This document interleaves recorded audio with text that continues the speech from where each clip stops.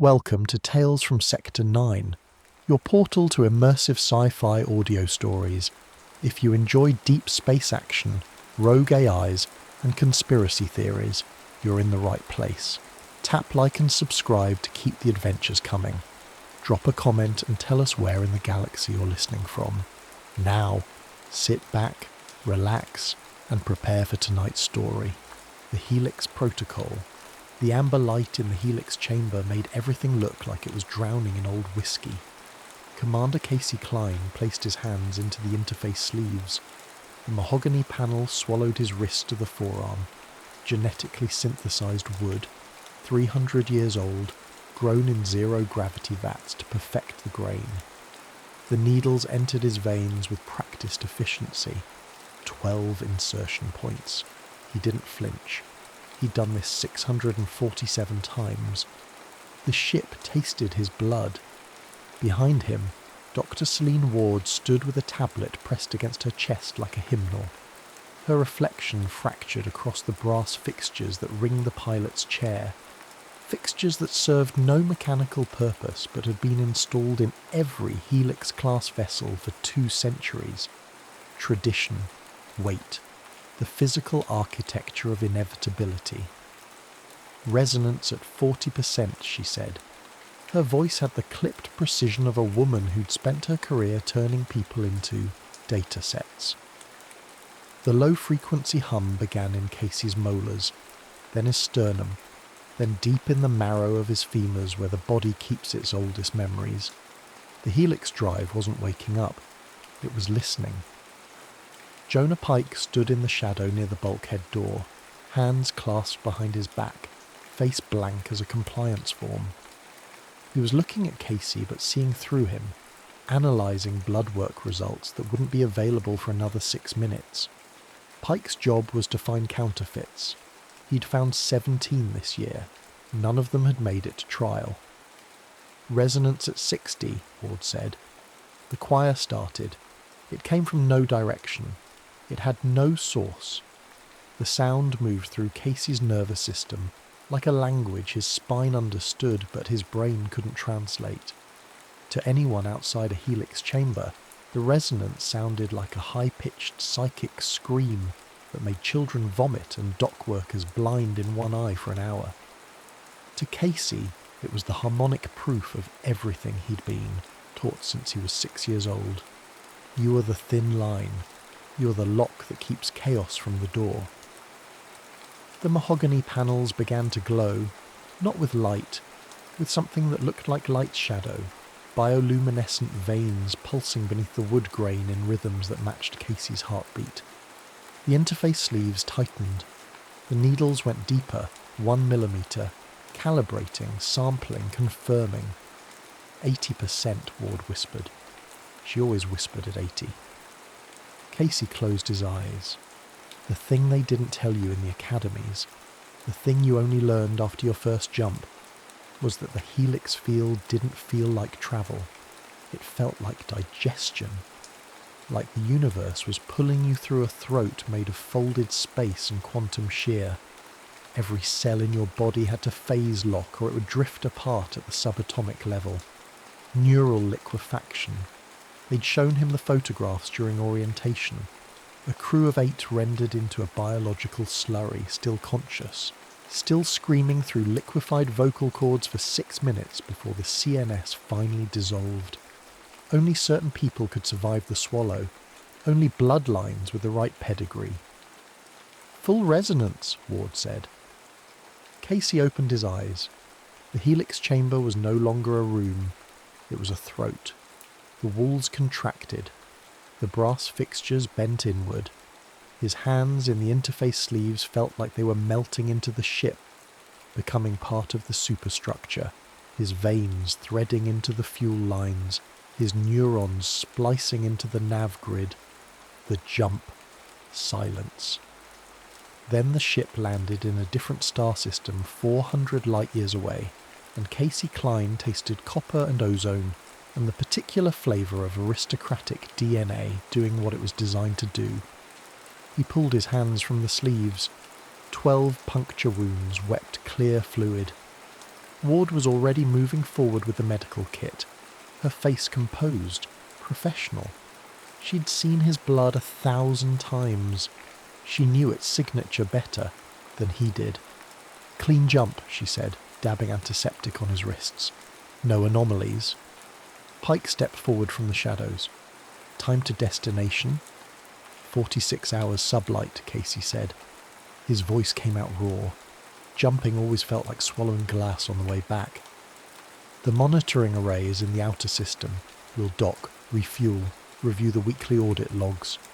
He rolled his shoulders, felt his spine crackle back into alignment. "Standard rotation." There's nothing standard about this rotation. Pike's face hadn't changed, but something in his voice had. A frequency shift Casey had learned to recognise over 6 years of service. It meant Pike had already read something in the logs that was going to ruin someone's life. Ward sealed the medical kit with a pneumatic hiss. "Jonah, if you're about to tell us we flew 400 light-years for another dilution scare..." "Not a dilution." Pike pulled a data slate from his jacket. The jacket was black wool, cut in a style that hadn't changed in 300 years. All compliance officers wore them. Tradition, weight, the uniform of the auditor. 6 hours ago, the outer rim arrays detected a helix signature. Casey felt the temperature drop. Not literally. The environmental controls kept the chamber at exactly 18.3 degrees Celsius, but the kind of cold that starts in the gut. "Which house?" he asked. "That's the problem." Pike's thumb moved across the slate. Data scrolled. Genetic markers, resonance frequencies, the telltale shimmer of an FTL wake. "The signature is clean. No neural bleed. No resonance backlash. Textbook phase lock." He looked up. His eyes were the colour of freezer-burnt meat. "But the ship is a Mark 7 sublight hauler, 40 years old, registered to an independent operator named Shane Rook." The name meant nothing. The words meant everything. Ward's hand stopped halfway to her tablet. "That's impossible." "The signature doesn't lie," Pike said. "Then the registry's wrong. He's operating under an alias. False documentation. It happens. I ran his genetic records." Pike held up the slate. The data looked like a family tree collapsed into a straight line. Shane Michael Rook, born on Hess Station. Mother, deceased, sublight mechanic. Father, unknown. No elite ancestry. No registered training. No academy credentials. His voice dropped half an octave. No helix markers in his entire genetic history. Casey stood. The interface sleeves hissed as they retracted into the mahogany panel. "You're telling me a cargo pilot with no bloodline jumped a helix field?" "I'm telling you he survived it." The chamber felt smaller. The amber light felt less like whiskey and more like something rotting in a jar. Ward had her tablet open now, fingers moving too fast, pulling up files that shouldn't exist, cross-referencing databases that were supposed to be air-gapped from the public nets. If he has no markers, his nervous system should have liquefied the moment the drive engaged. Even proximity to an active field causes neural hemorrhaging in the unqualified. "I know what it causes," Casey said. He'd seen it. 3rd year at the academy. A maintenance tech had entered a helix chamber during pre-flight without clearance. They'd found him convulsing on the floor, eyes bleeding, trying to claw his way out of his own skin. He'd lasted 4 minutes. "How far did he jump?" Pike scrolled. 73 light-years. Christ. Clean insertion, clean exit. The wake signature shows no degradation.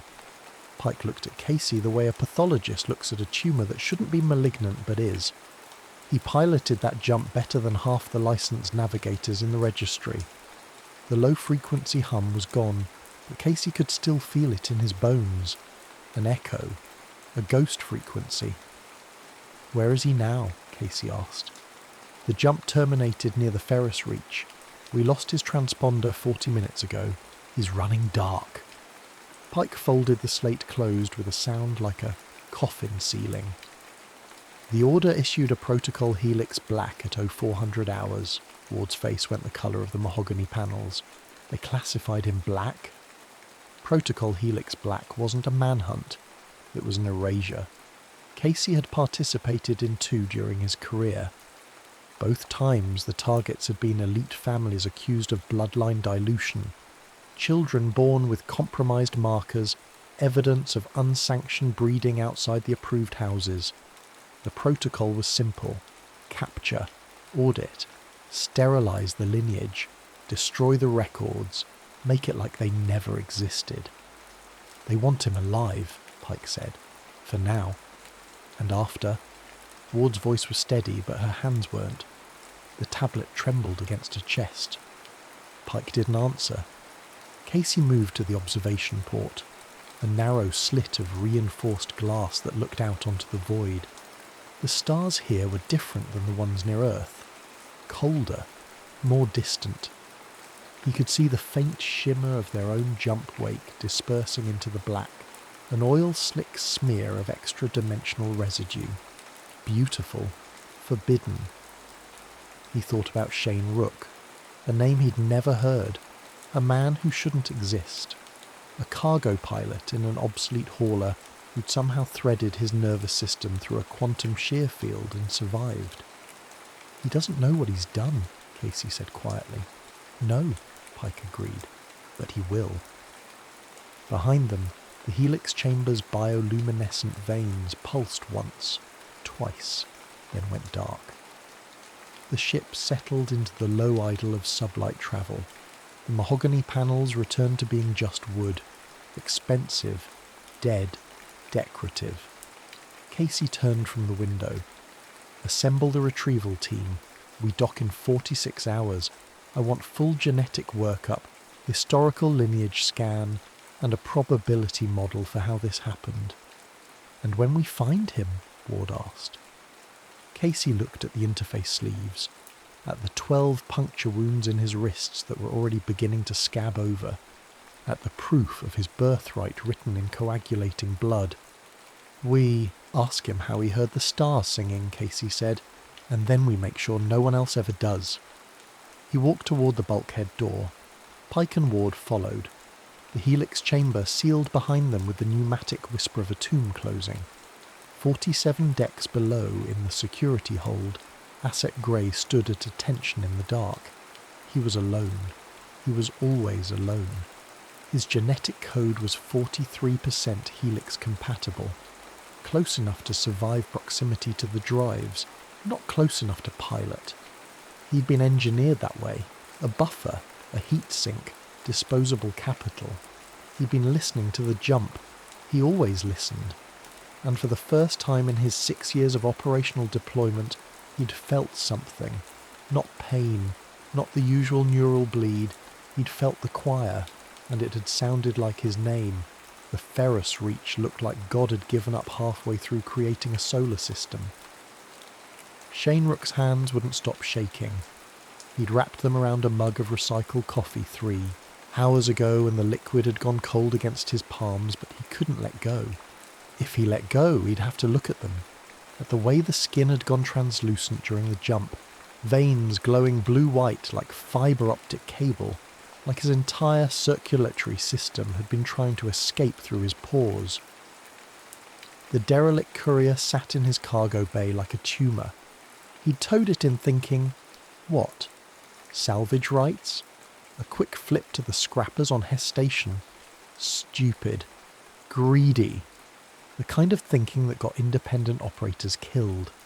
He should have left it spinning in the dark. The ship's registration was burned off. The hull plating was old stock, pre-collapse manufacturing, worth maybe 6 months of fuel if he could find a buyer who didn't ask questions. He'd run the serial numbers through every grey market database he could access. Nothing. The ship didn't exist, except it did. And when he'd climbed into the cockpit to check for salvageable nav systems, the interface sleeves had opened.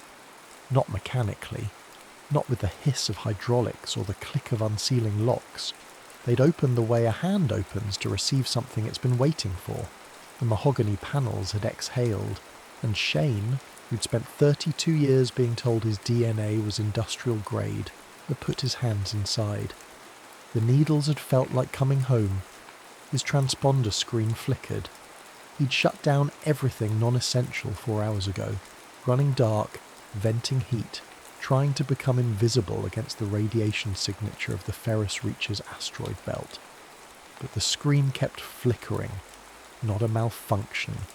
Someone was pinging him, not broadcasting, not hailing, pinging, like sonar, like something was feeling for him in the dark. Shane set down the mug. His hands were still shaking. He pulled up the diagnostic overlay and his stomach dropped through the deck plating. 3 contacts, capital class, running a search pattern 20,000 kilometres out, tightening the net every 6 minutes. They weren't here for salvage. The comm panel crackled. Independent Operator Shane Rook, this is Retrieval Group Sierra 7 under Covenant authority. You're instructed to activate your transponder and maintain current position. Any attempt to manoeuvre will be interpreted as... Shane killed the receiver.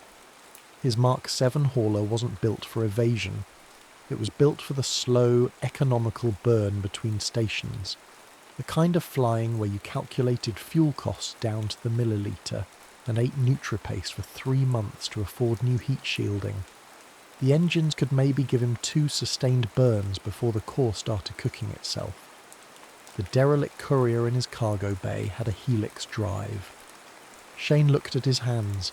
The translucence had faded, but he could still see it, under the skin, like his body remembered being something else. You heard the stars singing. That's what it had felt like. Not instructions, not data. A choir moving through his nervous system, bypassing his brain entirely, speaking directly to something deeper, older, something written into his cells before he was born. He jumped 73 light years. He didn't know how he knew the distance, but he knew it the way you know your own name. The comm panel crackled again. Final warning. Power down your engines and prepare for boarding. This is not a negotiation. Shane stood. His legs felt wrong, like the bones had been replaced with something lighter. He moved through the cramped corridor of his hauler toward the cargo bay. The derelict courier sat in the centre, magnetic clamps holding it steady, its hull reflecting nothing. Light seemed to slide off it. He shouldn't get back inside. He shouldn't. The interface sleeves would still be open. 40,000 kilometres away, Commander Casey Klein stood in the operations centre of the Hierophant, watching the tactical display with the focused stillness of a man who'd learned patience was a weapon. He's not responding, said the comms officer, a young woman whose uniform was so new it still had factory creases. He heard us, Casey said. Then why? Because he knows. Casey folded his arms. The puncture wounds on his wrists had healed to pale pink marks. By tomorrow they'd be invisible. Privilege written in regenerating tissue. Pull up his registry, everything, birth records, employment history, medical files. The tactical display shifted. Shane Rook's life condensed into bullet points. Born, Hess Station, Sector 47. J parents, Nora Rook, deceased, mechanical failure. Father, unlisted education, station standard through age 16. Employment, 23 cargo contracts, all sublight, 94% on-time delivery rate. Medical, standard vaccinations, no genetic augmentation, no enhancement packages. Criminal record, 2 violations for unlicensed salvage, fines paid, a ghost. The kind of person who moved through the system so quietly you could watch him your whole life and never actually see him. Where's his genetic workup? Casey asked.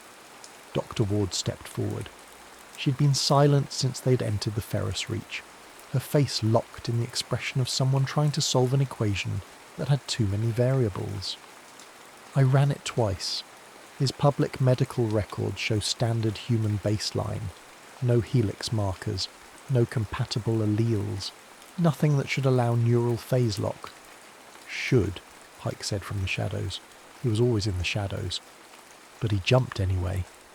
I need his blood, Ward said. Actual sample. The genetic data in the public nets is decades old, could be corrupted. You'll get it. Casey turned to the comms officer. Broadcast on all channels. Tell him we're here to help.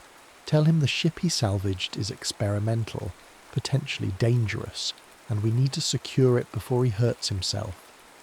The officer's fingers moved across her console. The lie transmitted at light speed. Pike moved closer to the tactical display. His face was inches from Shane Rook's employment history, eyes scanning the data the way a predator reads tracks. 23 contracts, all legitimate. He's a licensed operator, pays his port fees, files his manifests on time. He looked at Casey. He's been invisible his entire life. Now he's the most visible thing in the sector. Visibility kills, Casey said quietly. Not always. Pike's voice dropped. Sometimes it awakens. The tactical display pulsed. Shane Rook's hauler had moved. He's burning, the comms officer said, voice rising. Full thrust toward the asteroid belt. Intercept course, Casey ordered. Don't let him get into that debris field. If he starts playing hide-and-seek with the rocks, we'll be here for days. The Hierophant shifted.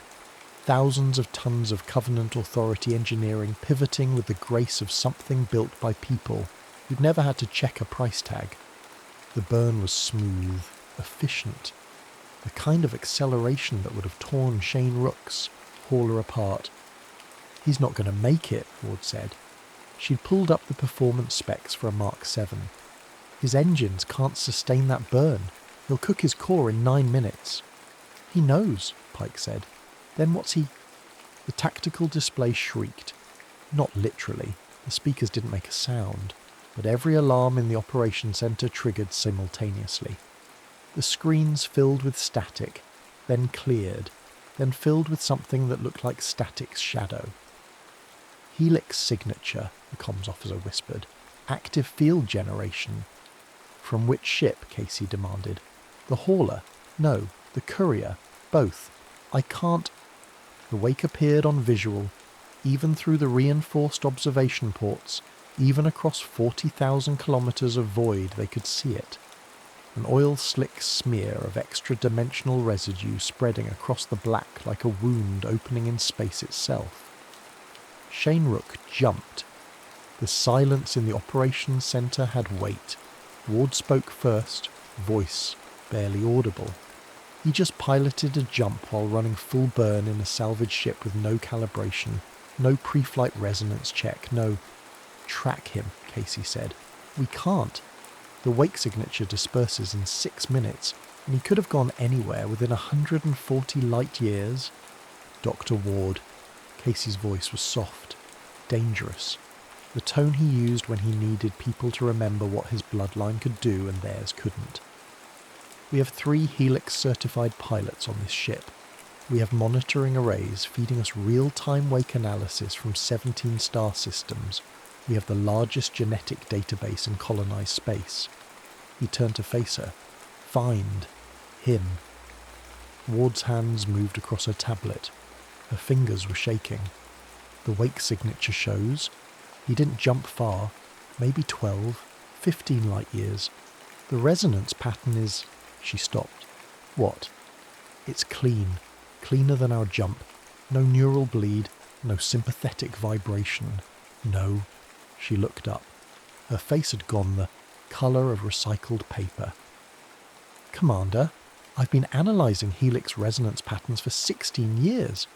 This jump is cleaner than anything I've ever seen from a first-year Academy pilot. It's cleaner than your jump. The operation centre was silent.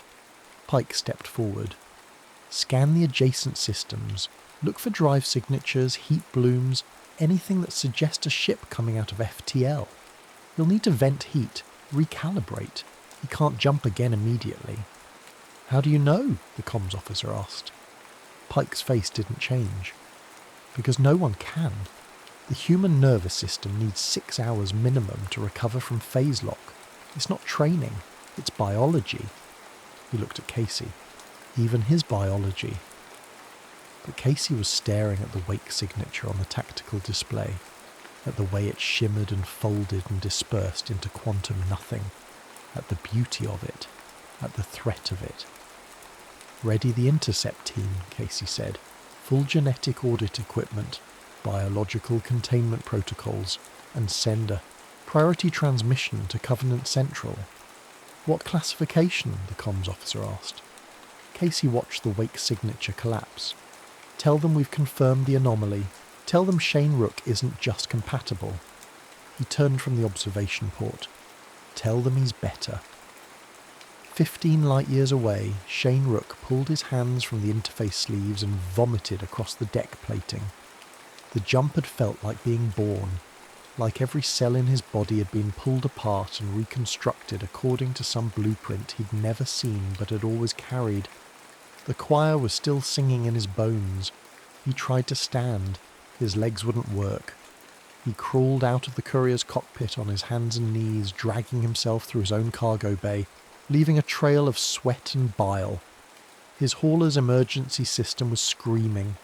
The burn had pushed the engines past redline. The core temperature was critical.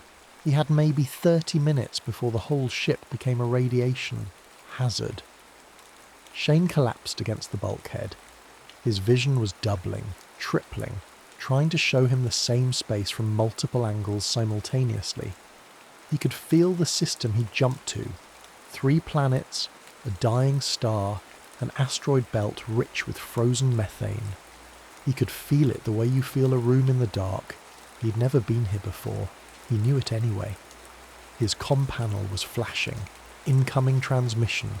Wide band. Non-encrypted. Shane reached up and activated it with a trembling hand. "Rook, this is Commander Casey Klein of Covenant Authority ship Hierophant. We tracked your jump. We know where you are. You have something that doesn't belong to you." Shane's laugh came out broken. "Everything I own doesn't belong to me." Static. Then, "You piloted a Helix Drive." "Yeah." "Without training, without genetic certification, without..." The voice stopped. When it came back, it was quieter, almost gentle. "Shane, do you understand what that means?" "It means I'm dead." "It means you're important." A pause. "We're not here to hurt you. We're here to understand. The ship you salvaged, where did you find it?" Shane closed his eyes. The choir was fading, but he could still hear it, a harmonic echo in his spinal fluid. "Does it matter?" he asked. "Yes." "Why?" The silence stretched. Then, "Because you're not the first," Commander Klein said, "and we need to make sure you're the last." The transmission cut. Shane sat in the dark of his dying ship, listening to the core temperature alarms, feeling the ghost choir in his bones, and understanding, finally, horribly, that he'd never been invisible at all. He'd been erased, and somewhere, someone had kept the receipts. In the security hold of the Hierophant, Asset Grey stood at attention. He'd been standing for 6 hours. His joints didn't ache. They'd been engineered not to. But something else ached. When Shane Rook had jumped, Grey had felt it. Not the detection algorithms, not the monitoring arrays. Him, his nervous system had resonated. For 6 perfect seconds he'd heard the choir, and it had sounded like a door opening. Grey looked at his hands. Standard military augmentation, reinforced bones, enhanced reflexes, 43% Helix compatible, disposable, buffer. He'd been designed to die so better men could live. But Shane Rook wasn't a better man. He was a cargo pilot. Industrial-grade DNA, grounded majority. And he'd piloted a jump that made the Academy graduates look like children. Grey pressed his palm against the bulkhead. The metal was cold. Through it, 12 decks up, he could feel the dormant Helix Drive. Sleeping, waiting, listening. He pulled his hand back. There were needles under his skin now. Not real needles, not yet. But the memory of them, the promise of them. Asset Grey stood at attention in the dark and felt, for the first time in 6 years, like something other than capital. He felt like a key. Dr. Celine Ward hadn't slept in 34 hours. The genetic sequencer hummed like a hymn in the wrong key. She stood in the laboratory. They called it a laboratory, but it was really a morgue with better lighting, watching Shane Rook's DNA spiral across 3 holographic displays. The data twisted and folded like something alive trying to escape the screens. It was beautiful. It was wrong. She'd taken the blood sample herself 6 hours ago when they'd finally cornered him in the Viridian Belt. He hadn't fought, hadn't run. He just sat in his failing hauler with the core temperature approaching meltdown and let them cut the engines, mag-lock his hull, and board. When Casey Klein had entered the cargo hold with Pike and a containment team, Shane Rook had been sitting on the deck plating with his back against the derelict courier, hands resting palms up on his knees like he was meditating, or surrendering. "I heard them," he'd said before anyone could speak. "The stars. They were singing." Casey had gone very still. A kind of stillness Ward had learned meant he was recalculating everything he thought he knew. "What did they sound like?" Casey had asked. Shane had smiled. His lips were cracked, bleeding from dehydration, like they'd been waiting. Now his blood was singing across Ward's screens, and she couldn't make it stop. She pulled up the genetic markers for Helix compatibility. There were 47 distinct alleles that contributed to neural phase lock capability. The Order had spent 2 centuries identifying, isolating, and concentrating them through carefully managed breeding programs. The houses weren't families. They were cultivars. Human beings grown like orchids. Shane Rook should have none of these markers. He had 43. But they were wrong. Not absent. Not damaged. Masked. Ward zoomed into the genomic structure, her hands moving across the haptic interface, pulling chromosomes apart like she was dissecting something that used to be alive.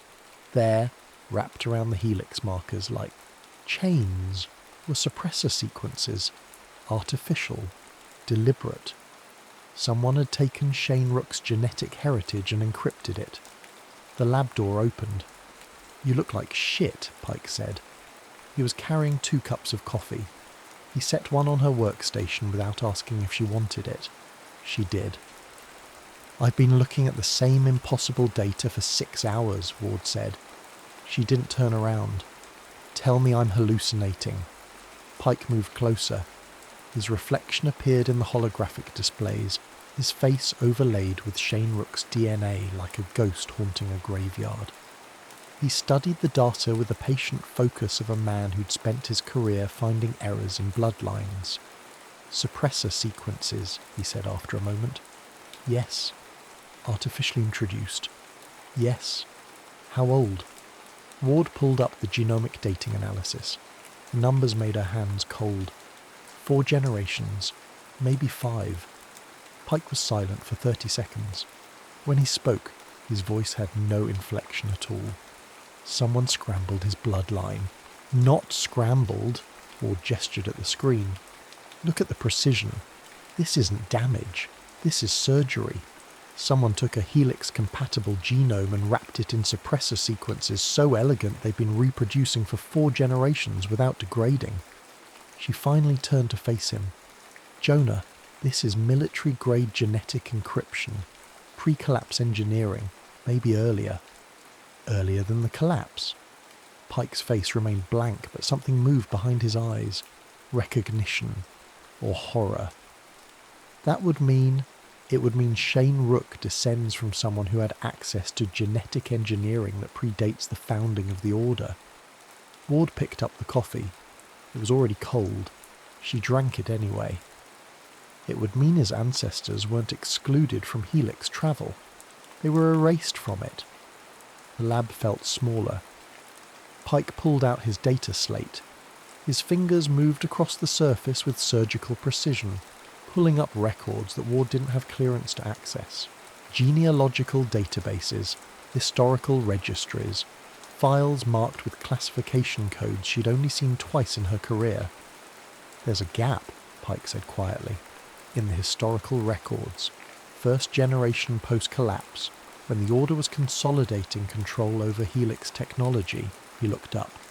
17 bloodlines were registered as founding houses, but the genetic diversity analysis suggests there should have been at least 23 distinct lineages. 6 missing families. Not missing, Pike's voice dropped. Erased. The records call it the First Schism, internal dispute over access protocols. The winning faction argued that Helix compatibility needed to be strictly controlled to prevent neural plague, genetic degradation, mass psychosis. He scrolled through data that looked like epitaphs. The losing faction wanted to broaden access, gradually train more pilots, democratize FTL capability. Ward felt something cold settle in her chest. What happened to them? Pike didn't answer. He pulled up an image instead. It was a photograph. Actual film, pre-digital, the kind of artifact that survived the collapse because it was too primitive to be stored in systems that failed.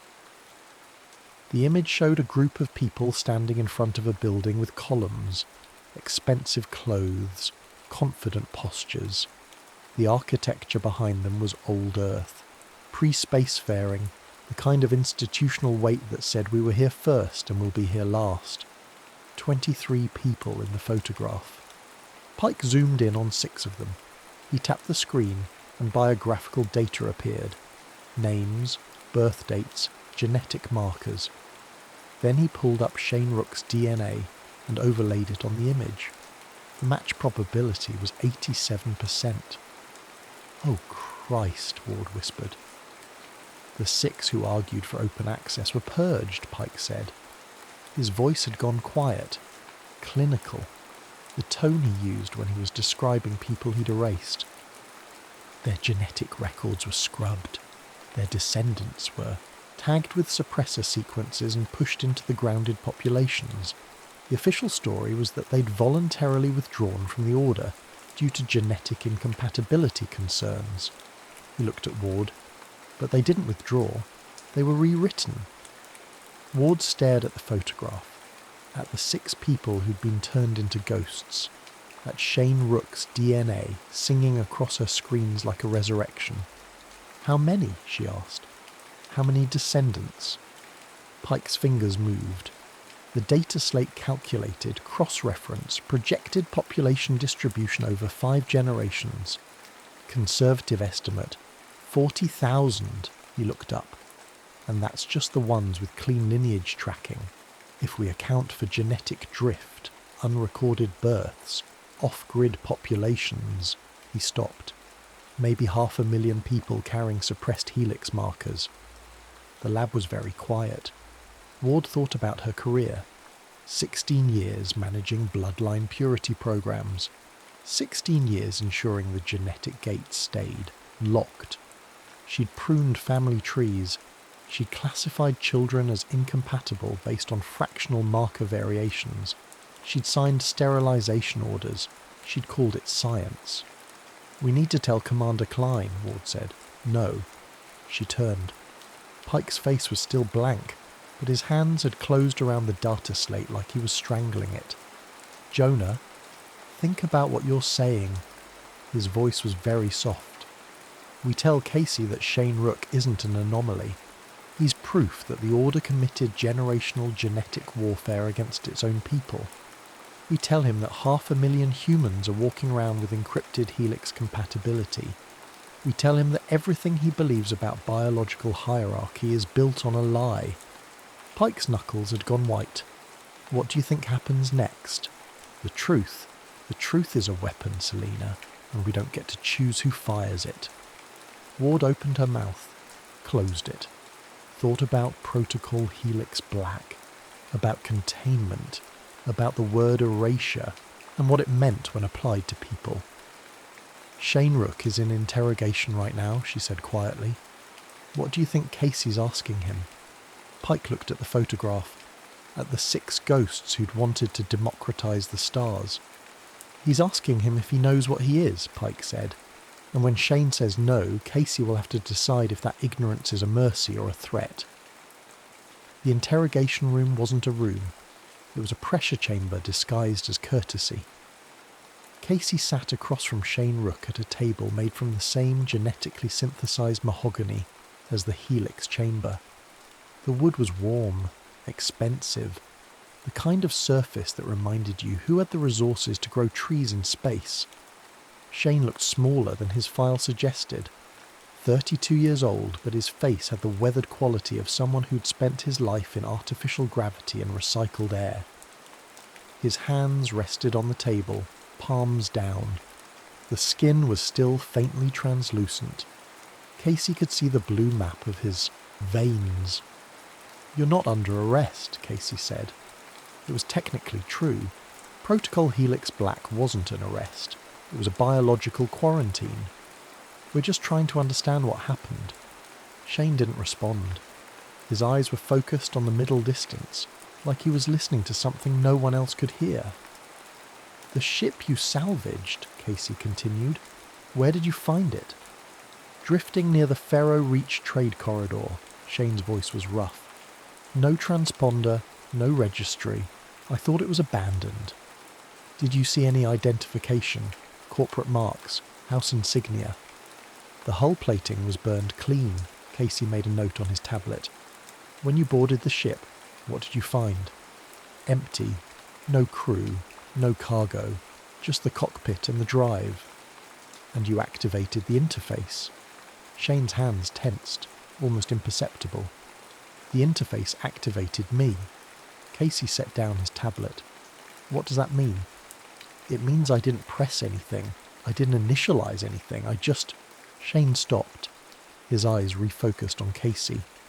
"I put my hands in the sleeves and the ship knew me." "Ships don't know people, Mr. Rook." That one did. The pressure chamber contracted. Not physically, psychologically. Casey felt it in his chest, the weight of a conversation approaching a cliff. "Describe the jump," Casey said. "It felt like..." Shane's jaw worked. "Like every cell in my body was being read, not scanned. Read. Like the drive was checking me against some kind of template." He looked at his hands, and when it found what it was looking for, it sang. Casey's blood went cold. "What did it sing?" "My name." Shane looked up. His eyes were very clear. "Not Shane Rook. My real name. The one written in my DNA."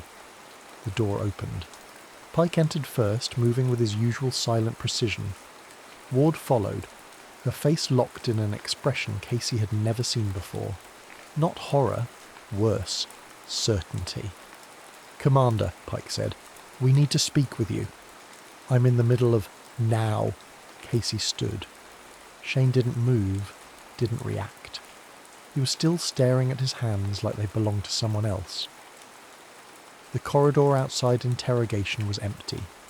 Ward pulled up her tablet before Casey could ask questions. The genetic data appeared.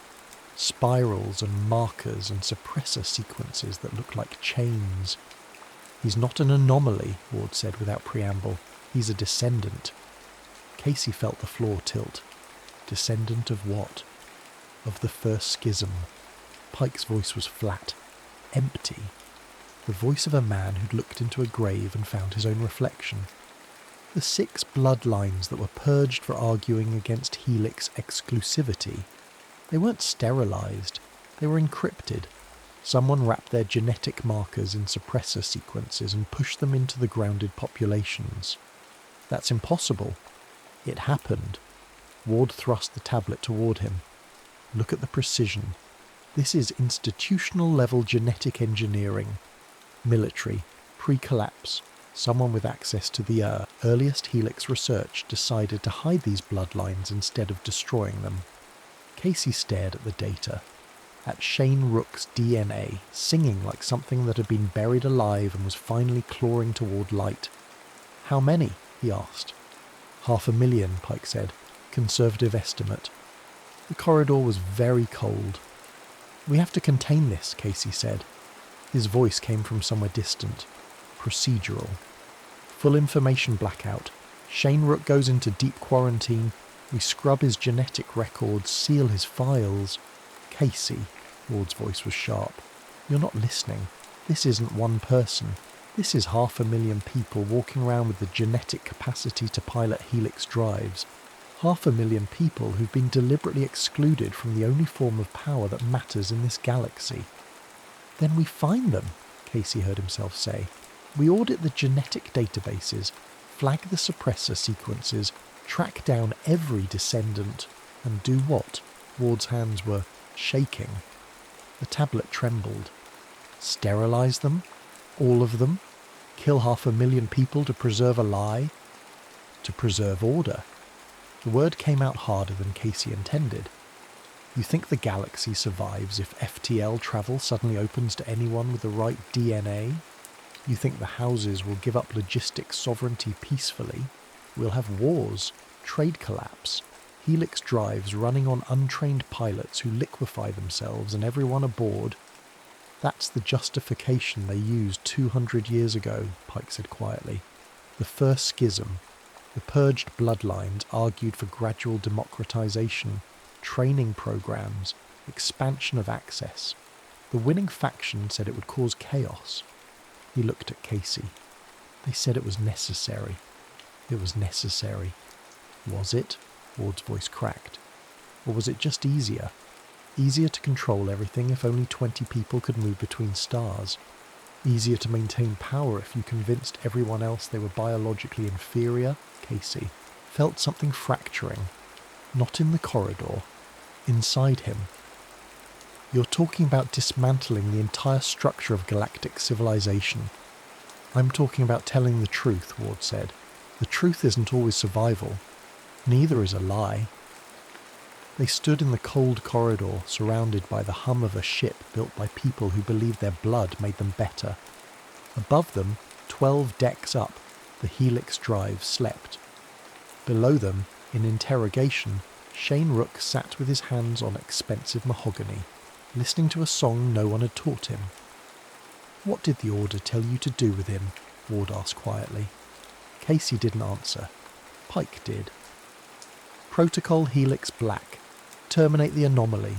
Destroy the genetic data. Erase the records.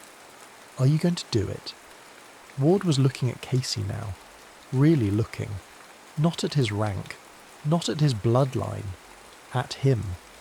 Casey thought about the interface sleeves. About the needles entering his wrists. About the 647 times he'd survived. The jump because his ancestors had been on the winning side of a schism 2 centuries ago. He thought about Shane Rook hearing stars sing. "I don't know," Casey said. It was the first honest thing he'd said in 16 years of service. In the security hold, Asset Grey pressed his palms against the bulkhead and felt 12 decks up, the Helix Drive, sleeping. 7 decks down, interrogation, where Shane Rook sat. Between them, the ship's superstructure, humming with power and movement and the biological lock that kept everything in place. Grey closed his eyes. The resonance was getting stronger. Not louder, deeper. He could feel the harmonic frequency of the drive. Could feel Shane Rook's nervous system still singing from the jump. Could feel... His own hands began to glow. Faintly, blue-white, the veins visible through the skin, 43% compatible, disposable. Grey opened his eyes and looked at his glowing hands. The number had changed. He didn't know how he knew, but he knew. Just like he knew the needles were waiting. Just like he knew the door was opening. Just like he knew, finally, horribly, beautifully, that he'd never been a buffer at all. He'd been a seed, and someone had just watered the grave. The Helix chamber had become a chapel for dead gods. Casey stood in the amber light with his hands at his side, staring at the interface sleeves. They were open, waiting. The mahogany panels breathed, faint bioluminescence pulsing like a heartbeat that belonged to something he'd stopped believing in. 3 hours ago, he'd received the final directive. The transmission had come through encrypted channels, routed through 7 relay stations, compressed into a data burst that existed for exactly 4 seconds before the ship's security protocols ate it. But Casey had read it, memorized it, felt each word settle into his bones like radiation. Protocol Helix Black. Final authorization. Subject: Shane Michael Rook. Directive: biological termination. Approved. Genetic data to be destroyed. All samples incinerated. Registry scrubbed. Ship logs edited to remove contact record. Justification: preservation of Helix exclusivity paramount to galactic stability. Anomaly represents existential threat to logistics sovereignty. Timeline: execute within 12 hours. Witness protocol: none required. The order thanks you for your service. Casey had read it 3 times. Then he'd walked to the Helix chamber and stood here, in the amber light, trying to remember why he'd believed. The door opened behind him. You're not supposed to be here. Casey didn't turn around. He knew Ward's footsteps, knew the particular rhythm of someone who'd spent 16 years walking through laboratories where she decided who belonged in the future. Neither are you, Ward said. She moved beside him, her tablet pressed against her chest like always. It's 0300 hours. You should be in your quarters, sleeping, preparing for... She stopped. For the execution, Casey finished. Ward was quiet for a long moment. Then, is that what you're doing? I don't know what I'm doing. The Helix chamber hummed. The low-frequency sound that lived in bones and marrow. Casey had heard it 647 times. It used to sound like purpose. Now it sounded like a door he'd been standing on the wrong side of his entire life. I've been thinking about the first schism, Ward said. Her voice was careful, clinical. The tone she used when she was trying to make horror sound like data. The historical records are sparse, but I found something in the archived medical files. Casualty reports from the Purge. Don't. 417 deaths, Ward continued. Officially classified as neural degradation due to genetic incompatibility. But the autopsies show something different. They show... Her voice cracked, just slightly. They show people who were liquefied after their genetic markers were suppressed, not before. Casey's hands closed into fists. What are you saying? I'm saying the Order didn't just erase 6 bloodlines. They tested them first. They wanted to see if the suppressor sequences would work, if they could turn Helix-compatible DNA into something inert. Ward's tablet screen glowed in the amber light. 417 people died in the field trials. Men, women, children. They died so the Order could perfect the encryption. Stop. And then, once it worked, they released the survivors into the grounded populations and called it mercy. Ward finally looked at him. Her eyes were red. Not from crying, Ward didn't cry, from not sleeping, from looking at data until it turned into ghosts. Casey, we're not the guardians, we're the heirs to a genocide. The chamber felt smaller. The mahogany panels felt closer, like a coffin closing. What do you want me to do? Casey's voice came out rough. Refuse the Order? Become a traitor? Let Shane Rook walk out of here and broadcast the truth to every fringe system in the sector? He turned to face her. You think that saves anyone? You think the Order just accepts it? They'll classify us as anomalies. They'll send another retrieval team, and another, until everyone who knows is erased. I know. Ward set her tablet down on the interface console. The genetic data glowed, Shane Rook's DNA still singing. But I also know I can't be the person who makes this decision anymore. Then who can? I don't know, but it's not me, and it's not you.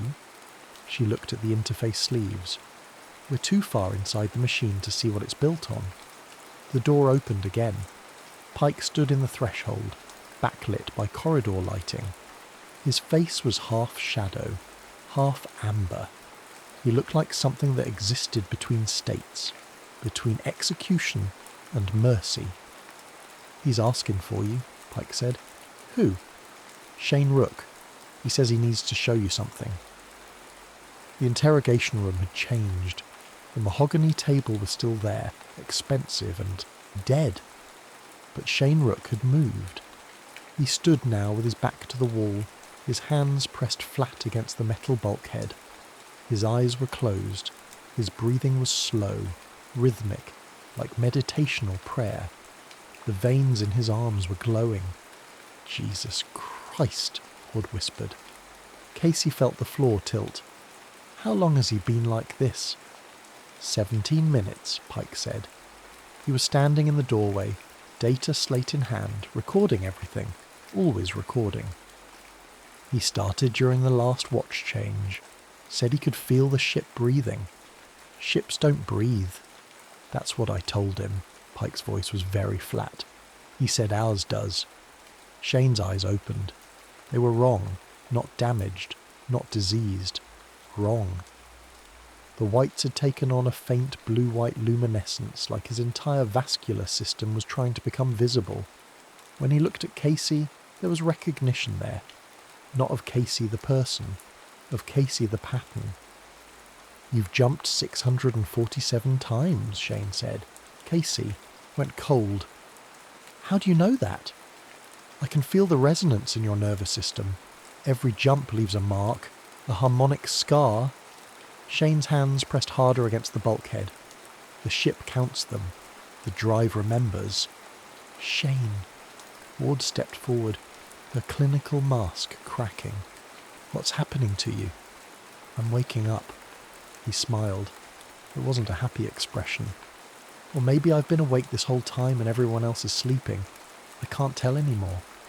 Pike moved into the room, slowly.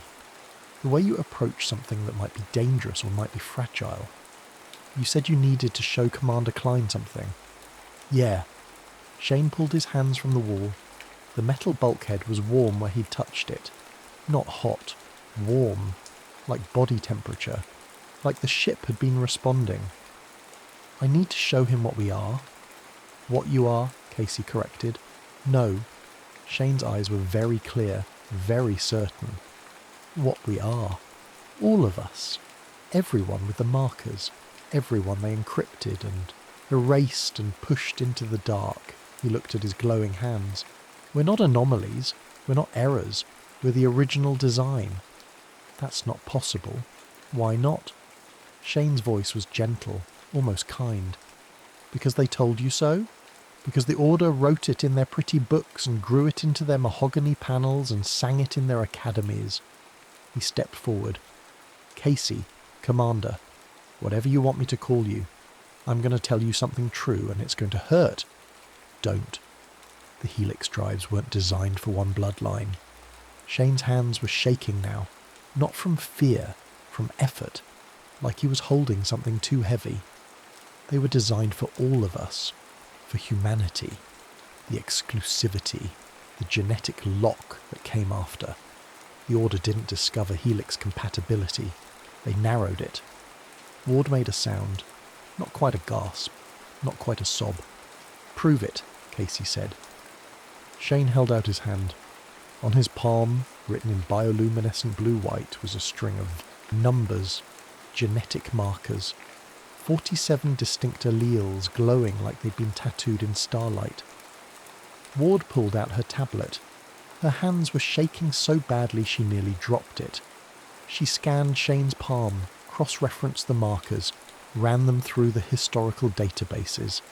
The tablet chirped. The match probability was 100%.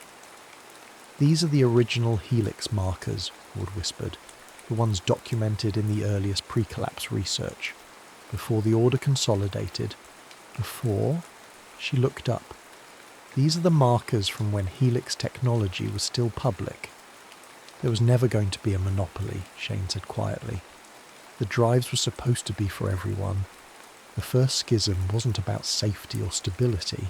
It was about power, about a handful of families deciding they'd rather rule a smaller kingdom than share a larger one." The interrogation room was very quiet. Casey thought about the interface sleeves, about the needles, about the 647 times he'd survived the swallow because his ancestors had chosen to lock the door. "If this is true," he said slowly, "then everyone we've audited, everyone we've classified as incompatible, was compatible all along," Pike finished. His voice had gone somewhere else, somewhere distant and cold and full of numbers. Every child we sterilized, every bloodline we pruned, every family we erased. He looked at his data slate, at the thousands of audit reports, at his life's work. "We've been killing the future to preserve the past." "No," Casey's voice came out too loud. "No, that's not. We were protecting people. The neural liquefaction, the psychosis, the ships that were sabotaged," Shane interrupted, "or piloted by people who'd been taught their entire lives they couldn't do it, that they were biologically inferior, that trying would kill them." He stepped closer. "The Order didn't just lock the door, Casey. They convinced everyone on the other side that the door was a wall." Casey's hands were shaking now. He pressed them against the mahogany table. The wood was warm, alive, grown from genetic material that had been carefully curated for 300 years to remind people of their place. "Why are you telling me this?" Casey asked. "Because in 6 hours you're supposed to kill me." Shane's luminescent eyes were steady. "And I need you to understand what you'll be killing. The Order is scared." Shane smiled, cold, sharp. Nothing like the small, invisible cargo pilot from the files. "They're not scared of what I can do. They're scared of what I represent. Proof that the lock was always a lie." The door opened. Security Asset Grey stood in the threshold. His hands were glowing, not faintly, not tentatively, blazing blue-white, veins standing out like fibre-optic cables, his entire vascular system visible through translucent skin. "Commander," Grey said. His voice was wrong, too resonant, like it was coming from somewhere deeper than his chest. "Permission to speak." Casey couldn't breathe. "Granted. I'm not 43% compatible anymore." Pike pulled up his data slate, ran the scan, stared at the results. 97%, Pike whispered. "You're 97% compatible." "I know."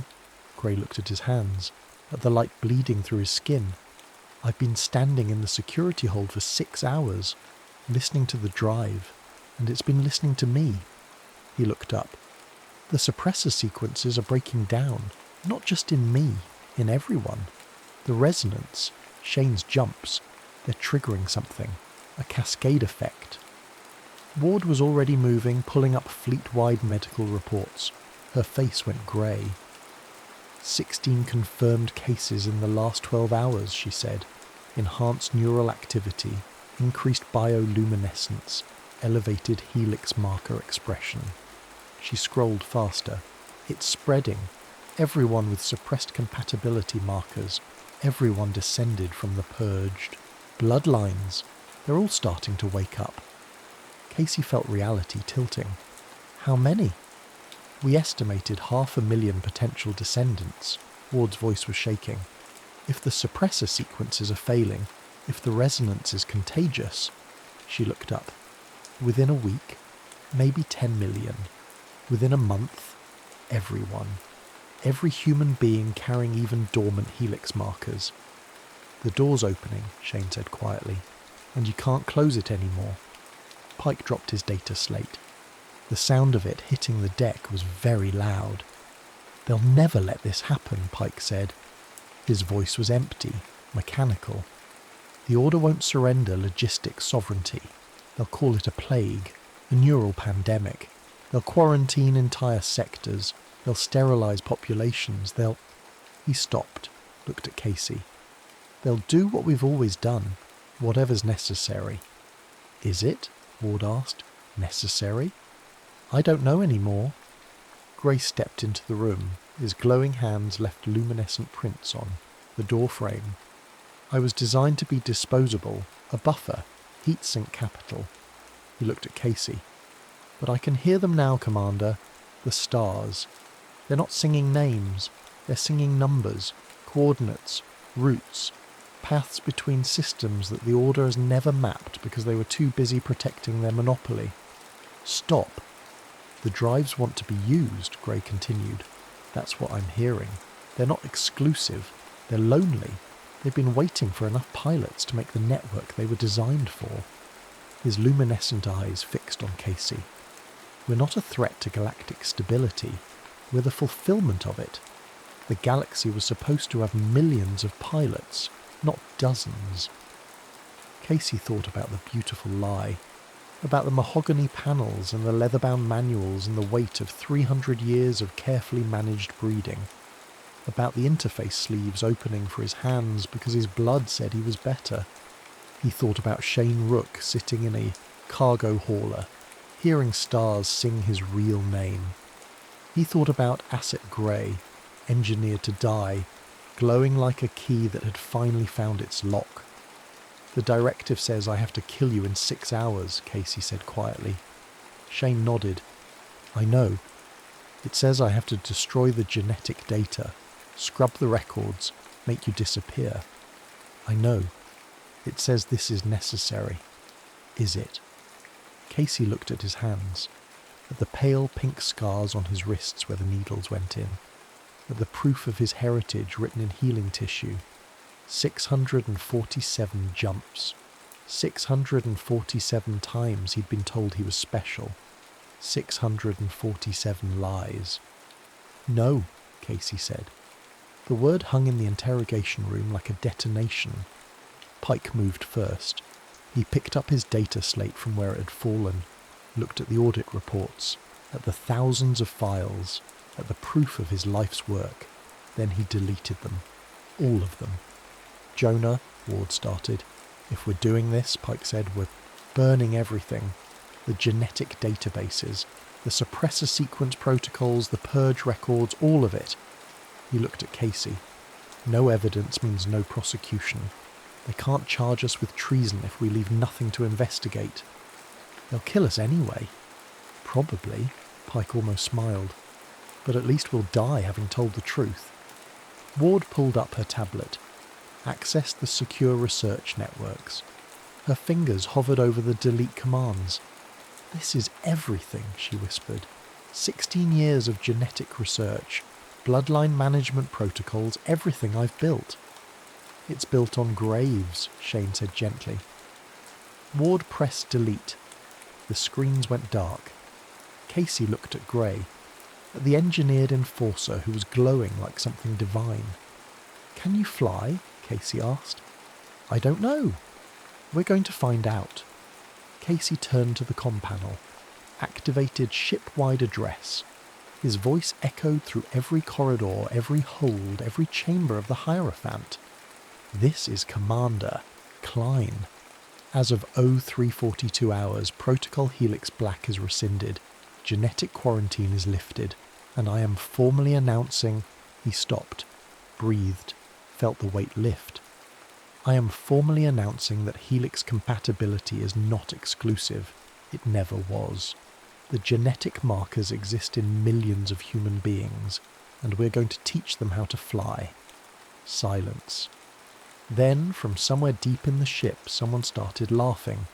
Not happy laughter. The kind of laughter that happens when a pressure chamber finally breaks. Casey looked at Shane Rook, at the ghost who'd refused to stay buried. You're going to show us, Casey said. How to hear the stars, how to answer them, how to open the door, Shane smiled. Yeah. And then? Then we signal the Helix. Shane's luminescent eyes were very bright. We broadcast the genetic markers, the suppressor sequence dissolution protocols, the truth. He held out his glowing hand. We tell everyone with ears to hear that they have permission to fly. Casey took his hand. The resonance hit him like lightning. For the first time in 647 jumps, Casey Klein heard the stars singing. And they weren't singing his name. They were singing everyone's. In Covenant Central, 900 light-years away, the monitoring arrays went insane. Helix signatures were appearing everywhere. Not one, not two, hundreds. thousands. A cascade of FTL jumps happening simultaneously across 17 sectors. Impossible, unauthorized, executed by people who shouldn't exist. The Order's Emergency Council convened in a room with mahogany panels and leather chairs, and the weight of 300 years pressing down like stone. They listened to the reports. They watched the network destabilize. They understood, finally, that the door they'd been guarding had never been locked at all. It had only been heavy, and now too many hands were pushing. The broadcast went out at 0400 hours, not as words, not as a manifesto, as data. Shane Rook stood in the Helix chamber with his hands in the interface sleeves, feeding his DNA directly into the ship's communications array. The needles had gone deep, deeper than calibration required, until his blood was pumping through the ship's systems like it was part of the circulatory network. The Hierophant wasn't just transmitting, it was bleeding. Ward watched the data flow across her screens: genetic markers, suppressor sequence dissolution protocols, historical records of the first schism, casualty reports from the Purge, 417 names, autopsy files showing people liquefied after encryption, not before. Everything. Signal strength? Casey asked. He stood beside the pilot's chair, hands gripping the brass railing. His knuckles were white. "We're punching through every relay station in the sector," Ward said. "Fleet channels, civilian nets, fringe terminals." She looked up. Her face was grey. "Casey, we're broadcasting to 40 billion. People? Good.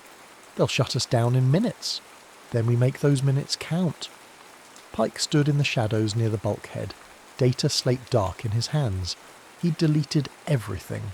16 years of audit reports gone. Thousands of files erased. He looked smaller now, like something that had been held together by structure, and without it was collapsing inward. "The Order is responding," Pike said quietly. "Emergency transmission. Maximum priority. There." He stopped. Listened to his earpiece. "They're ordering all Helix certified pilots to stand down. They're classifying us as a rogue element. They're saying Shane Rook is a biological weapon designed to trigger neural plague." "Of course they are," Ward said. "It's the same justification they used 200 years ago." Shane's eyes were closed. His hands in the interface sleeves were glowing so brightly the mahogany panels looked translucent. The low-frequency hum had become something else. Not a hum anymore, but a chorus. Thousands of voices. Millions. Every person in the sector with dormant helix markers suddenly hearing the invitation. "How many?" Casey asked. Ward's hands moved across her tablet. Medical alerts were flooding in from every station, every colony, every ship. 17,000 confirmed cases in the last 6 minutes. Enhanced neural activity, bioluminescence, spontaneous marker activation. She scrolled faster. It's exponential. The resonance is propagating through genetic networks. Within an hour. The ship lurched, not physically. The artificial gravity held. The inertial dampeners compensated. But something shifted. A ripple in the extra-dimensional fabric that made reality feel briefly negotiable. "What was that?" Casey demanded. "Someone jumped," Pike said. He was staring at his monitoring array. Close, very close, less than 50,000 kilometres. "Who?" 4 signatures, all Covenant authority, all... Pike's face went blank. "All Helix-certified pilots. They sent a kill team." The comm panel crackled. The voice that came through was familiar. Smooth. Educated. The kind of voice that had been shaped by expensive academies and 300 years of institutional weight. "Commander Klein, this is Executive Director Marcus Venn of the Order's Enforcement Division. Stand down immediately and surrender the anomaly." Casey looked at Shane, at the glowing hands, at the blood feeding into the communications array. "No," Casey said into the comm. Silence. Then, "Commander, You're in violation of Protocol Helix Black. You're broadcasting restricted genetic data to unqualified populations. You're triggering a cascade effect that will destabilize. I know what I'm doing, Casey interrupted. Do you? Ven's voice was very soft, very dangerous.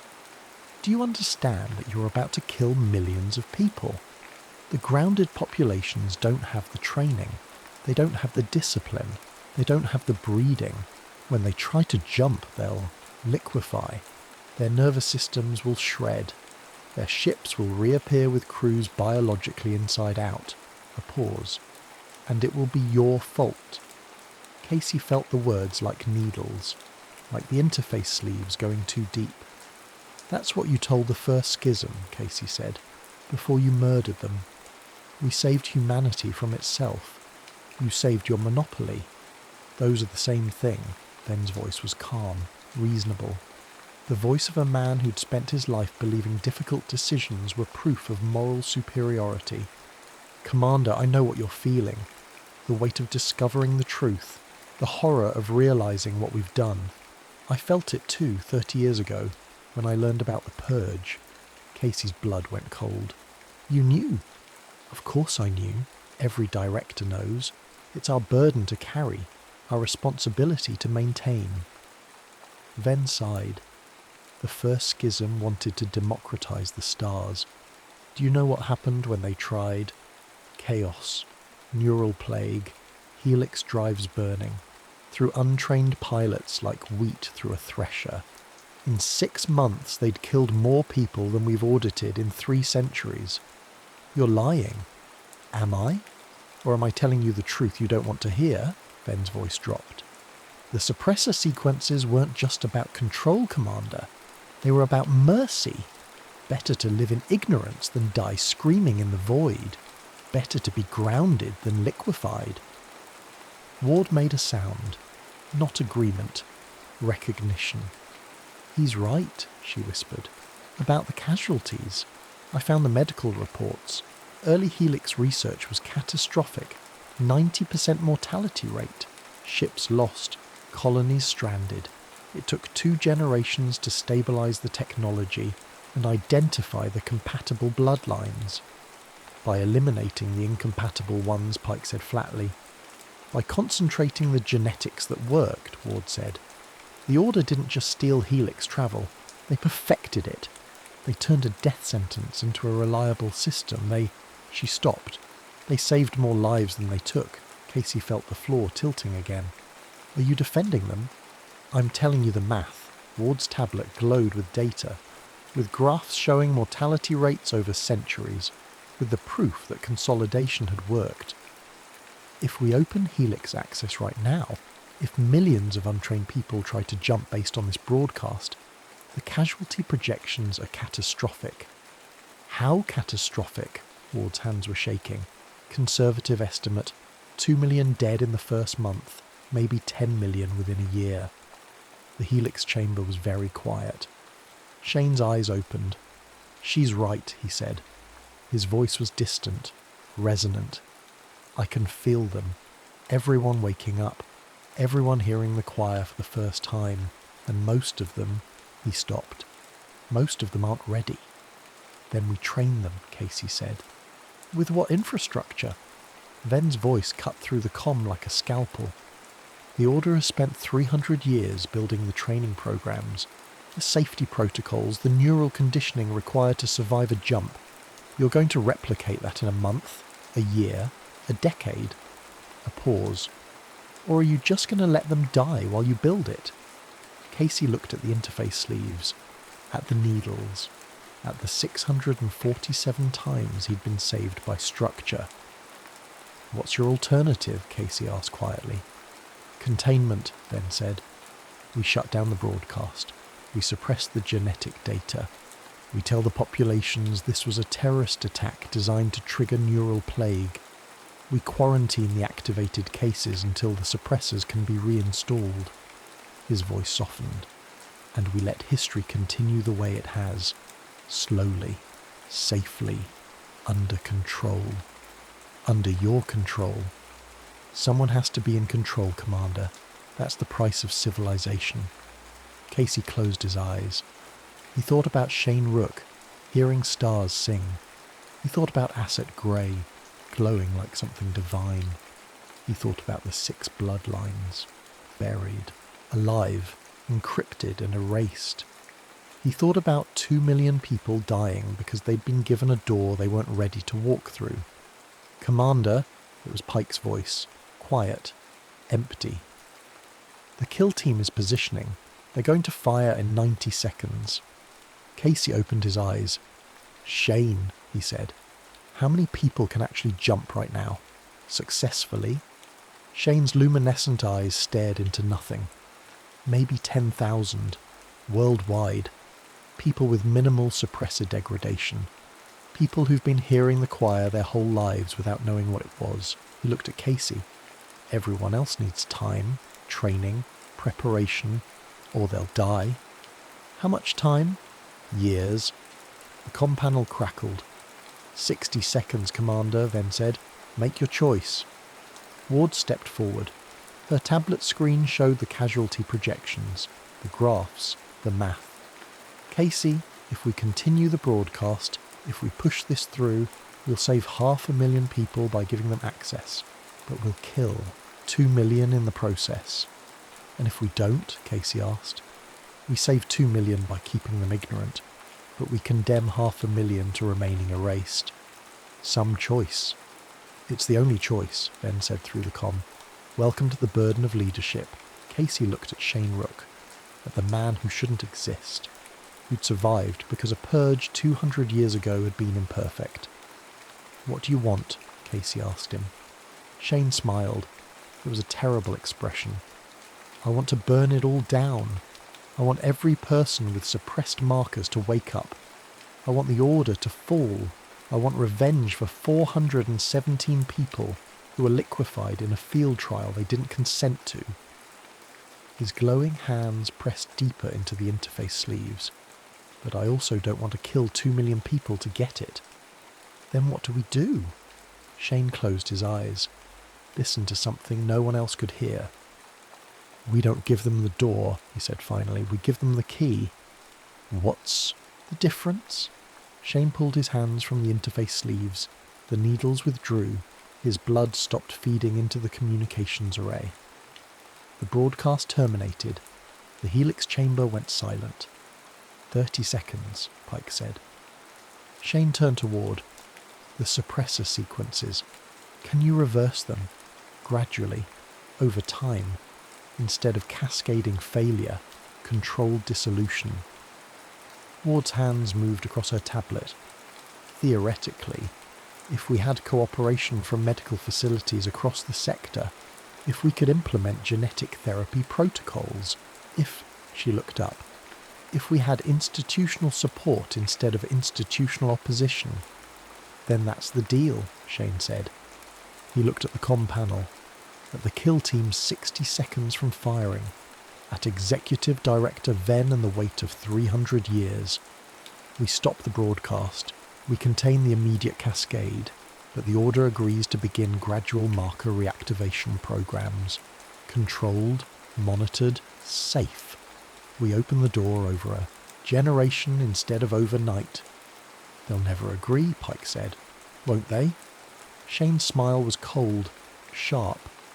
"We've already proven the suppressors are failing.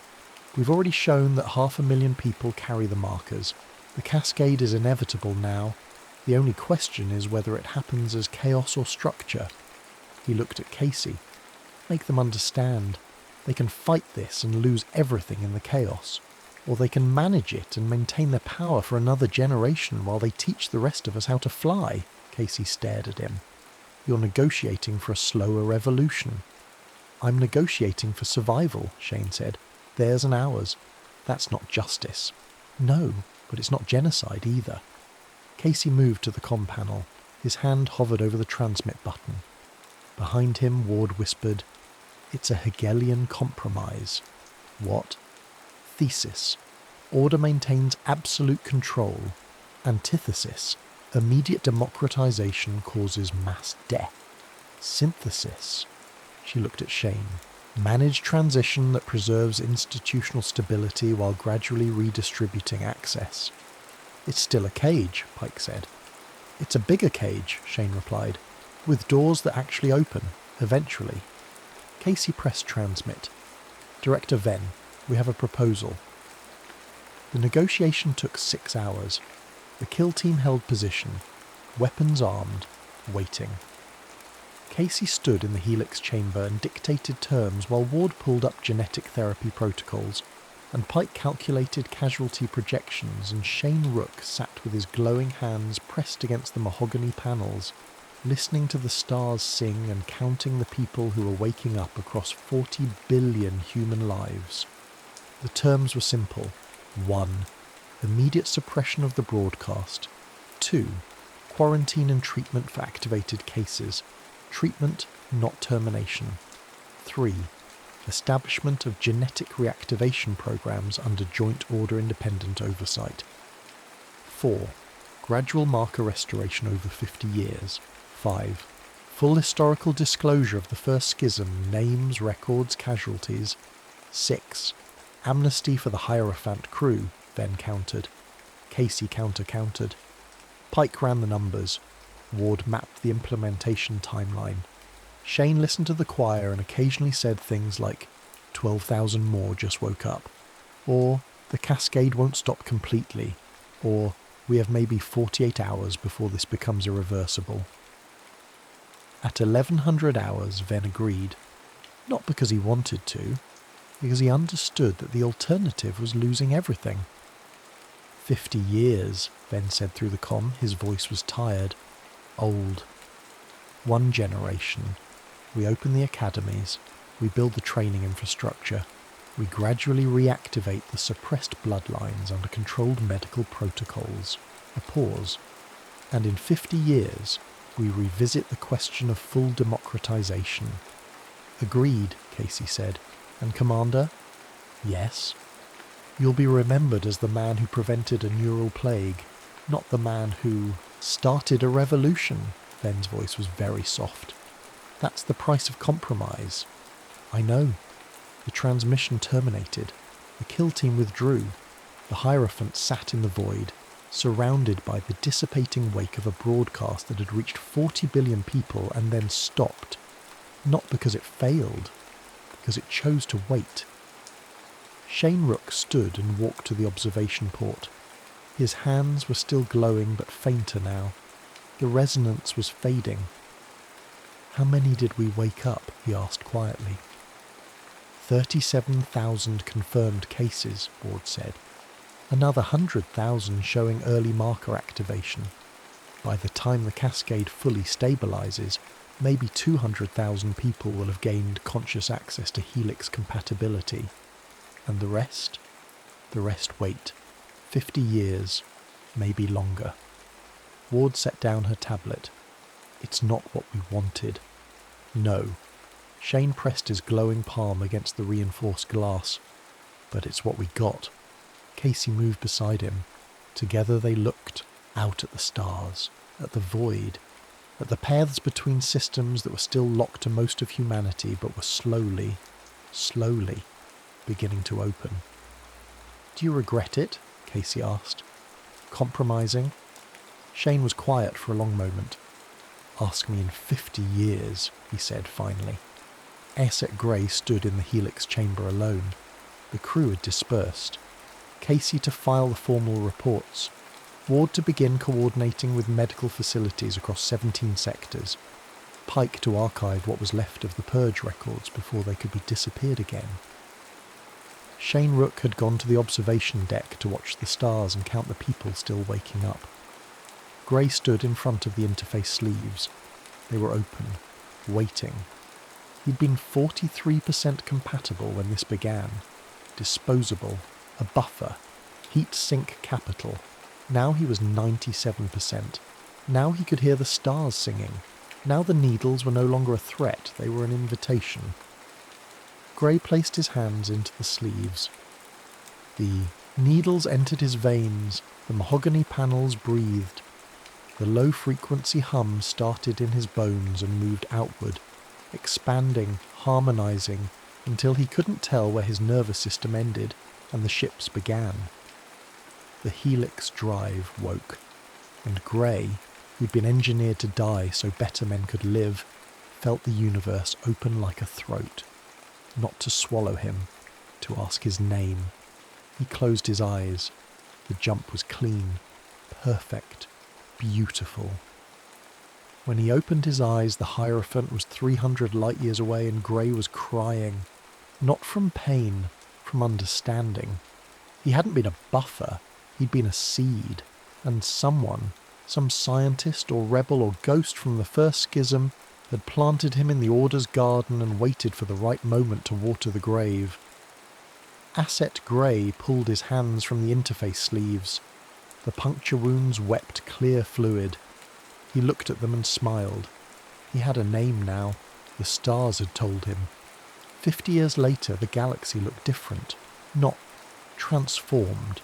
Not revolutionized. Different. The Helix houses still existed. Still controlled the major trade routes. Still trained the most elite pilots. But the academies had opened, slowly, carefully, accepting students from the reactivation programs, teaching the children of the first schism survivors how to hear the choir their ancestors had been forced to forget. The Order endured, diminished, reformed. No longer an absolute monopoly, but a guild. No longer gods, but experts. Shane Rook never piloted again. He'd done it twice, 2 jumps that cracked the biological lock, and that was enough. He spent the next 50 years as an advocate, travelling the fringe systems, speaking to communities where people were waking up for the first time and needed someone to tell them they weren't going insane. Commander Casey Klein became Director Casey Klein. He managed the transition, built the new training programs, negotiated the treaties between the houses and the independent systems. He was efficient, fair, haunted. He never forgot the choice he'd made, saving 2 million by condemning them to ignorance, saving 500,000 by teaching them to wait. Some nights he still wondered if he'd chosen correctly. Most nights he understood there had been no correct choice, only the one he could live with. Dr. Celine Ward published the historical records of the first schism. All 417 names, all the autopsy reports, all the proof that the Order had been built on graves. The book was read by millions. Nothing changed immediately. Everything changed eventually. Pike disappeared 3 years after the negotiation. Some said he'd gone to the Outer Rim to hunt down the remaining suppressor programs. Some said he'd joined one of the radical groups demanding immediate full access. Some said he'd simply walked into the void and let the stars take him. Casey suspected he was still out there, still auditing, still trying to find the people he'd erased and tell them he was sorry. And Asset Gray, who'd taken the name Silas Gray and refused to be called by his designation ever again, became the first pilot graduated from the new academy programs. He flew for 47 years. He trained 3,000 students. He never stopped glowing. On the 50th anniversary of the broadcast, the Order held a ceremony, a memorial for the first schism, a dedication of the new training facilities, a formal acknowledgement that Helix compatibility had always been broader than advertised. Shane Rook attended. He was 82 now. His hands still carried the faint luminescence. The veins still glowed blue-white in certain light. Casey stood beside him on the platform, grey-haired, tired, alive. Was it worth it? Shane asked quietly. Casey looked out at the crowd, at the thousands of new pilots, at the children from reactivation families, at the future that was still restricted, still managed, still controlled, but open. I don't know, Casey said honestly. Maybe ask our grandchildren, Shane smiled. Fair enough. The ceremony began.